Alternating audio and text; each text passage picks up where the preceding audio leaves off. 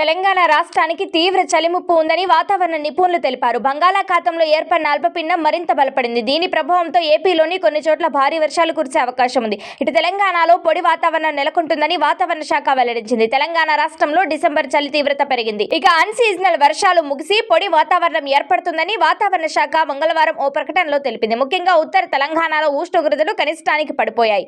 ఈ రోజు నుంచి దక్షిణ తెలంగాణ, హైదరాబాద్ మొత్తం చలి గజగజ వణికిస్తుంది. ఇప్పటి వరకు చూసిన చలి కంటే ఇకపై తీవ్రత పెరగనుందని వాతావరణ శాఖ తెలిపింది.